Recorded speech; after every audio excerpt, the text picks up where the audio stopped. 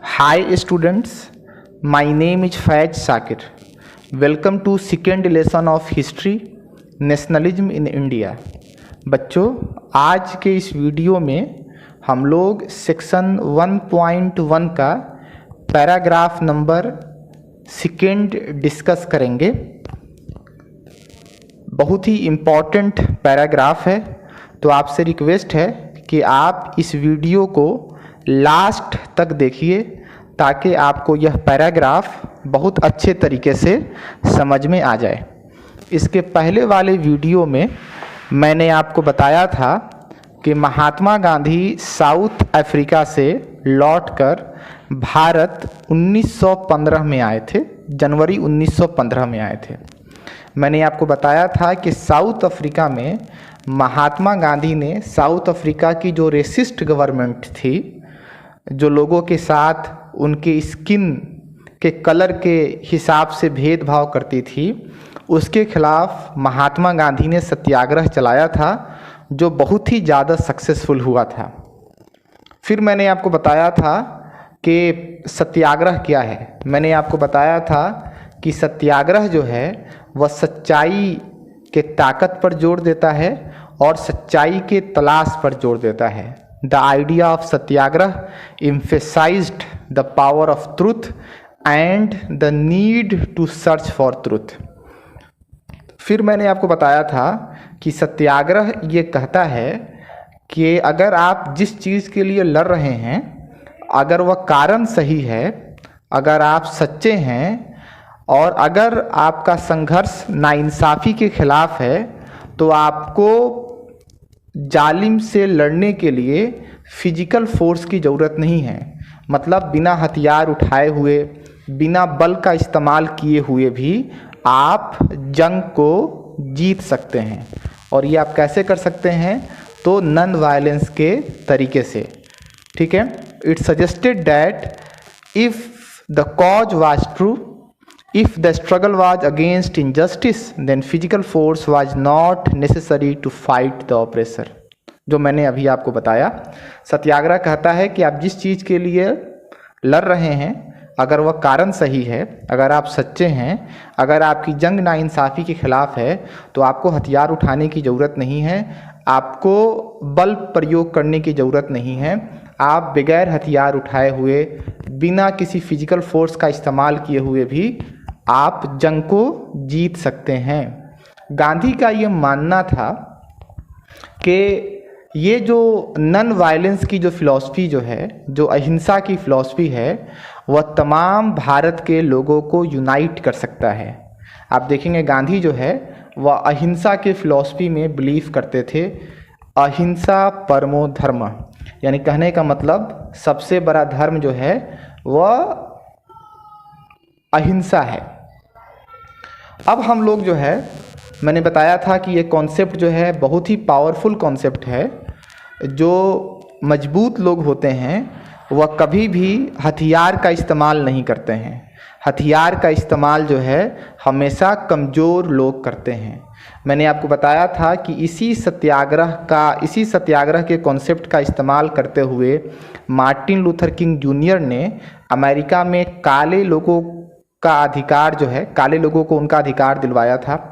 इसी गांधी जी के अहिंसा का जो रास्ता जो था उसको फॉलो करते हुए आप देखेंगे कि नेल्सन मंडेला ने साउथ अफ्रीका को आज़ाद कराया था, जो वहाँ की जो गोरी सरकार जो थी उससे आज़ाद कराया था।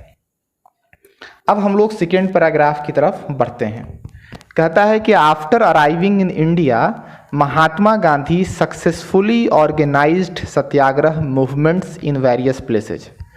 कहता है कि भारत पहुंचने के बाद महात्मा गांधी ने अलग अलग जगहों पर सत्याग्रह ऑर्गेनाइज्ड किया और सक्सेसफुली ऑर्गेनाइज्ड किया।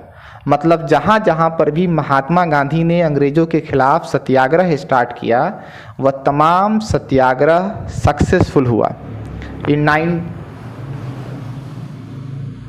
In 1916, he traveled to Champaran in Bihar to inspire the peasants to struggle against the oppressive plantation system। कहता है कि 1916 में महात्मा गांधी चंपारण गए। चंपारण का उन्होंने भ्रमण किया, जहाँ पर हम लोग हैं। तो महात्मा गांधी 1916 में जो है वह चंपारण आए। ये आपके बुक के अकॉर्डिंग है, वैसे आप देखिएगा हर जगह जो है वो 1917 लिखता है। एनसीईआरटी के बुक में 1916 है, तो हम लोग 1916 ही पढ़ेंगे। तो कहता है कि आज गांधी जी जो है वो चंपारण 1916 में आए, और आप देखेंगे कि यहाँ पर किसानों से जो है वह ज़बरदस्ती जो है वो नील की खेती कराई जाती थी, और जो है किसानों को उससे ज़्यादा फ़ायदा भी नहीं होता था। तो इसके खिलाफ गांधी जी ने यहाँ पर सत्याग्रह किया। ऑपरेसिव प्लांटेशन सिस्टम का मतलब होता है जब आप बड़े एरिया में एक ही तरह के पौधों को लगाते हैं तो उसको प्लांटेशन सिस्टम कहते हैं।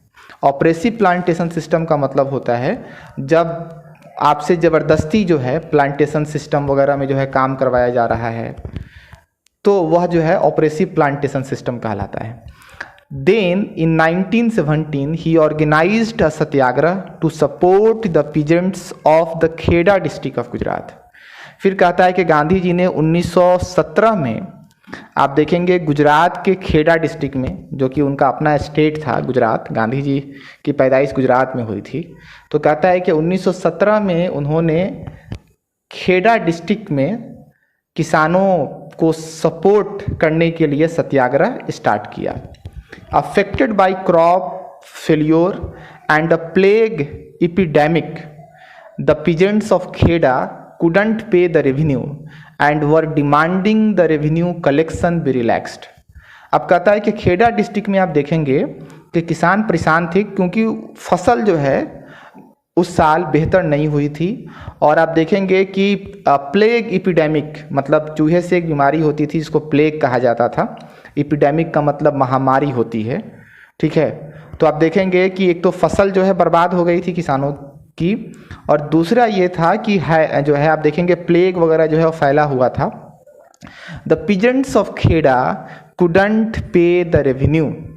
कहता है कि खेड़ा डिस्ट्रिक्ट के जो किसान जो थे वह टैक्स नहीं दे सकते थे।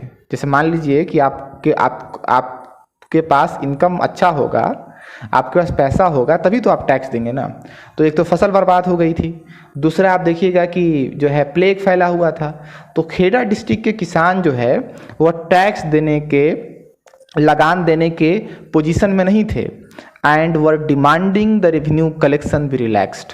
और उनकी ये मांग थी कि ये जो लगान जो है उसको आप कम कर दें, मतलब अंग्रेज़ों से वह मांग कर रहे थे।